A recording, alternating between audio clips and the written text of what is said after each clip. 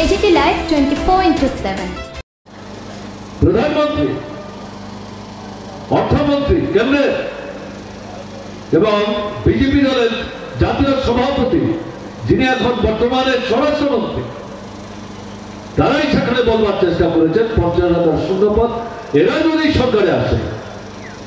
তার মধ্যে অন্যতম প্রতিশ্রুতি ছিল প্রথম মন্ত্রিসভার বৈঠকে তাদের যে 50,000 শূন্যপদ সেই পদ পূরণ করার সিদ্ধান্ত গ্রহণ করবে এবং তারপর থেকে এরা যতদিন সরকারে থাকবে আর শূন্যপদ সৃষ্টি হতে দেবে না।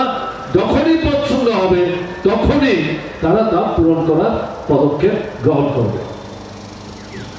আমরা হিসাব করেছিলাম, তাদেরকে বলেছিলাম 2017 নভেম্বর ডিসেম্বরের হিসাব হচ্ছে সারা ত্রিপুরায় 1,62,000 থেকে 65,000 কর্মচারী ছাড়াও 16 থেকে 17,000 পদ শূন্য। আপনারা কোথায় পেলেন 50,000? তথ্য তো আমাদের হাতে আছে, আপনারা সঠিক তথ্য দিচ্ছেন না। জবাবে তারা আমাদের বলবার চেষ্টা করেছেন আমাদের হাতে হিসেব আছে। আমরা সরকার তৈরি করে যখন এই শূন্যপদ পূরণ করব তখন আপনারা দেখতে পাবেন এই 50,000 কোথা থেকে কিভাবে এই হিসাব আমাদের হাতে এসছে। আমাদের অভিজ্ঞতা কি শুনছিলেন? বিশেষ করে আমাদের ছাত্র এবং যুব নেতৃত্ব তথ্য দিয়ে বলবার চেষ্টা করেছেন। এখন কি দেখা যাচ্ছে? শূন্যপদ তারা যে 50,000 বলেছে কিন্তু অসত্য, একটা কোনো হদিশ নেই। পূরণ করার যেমন উদ্যোগ তারা নেয়নি।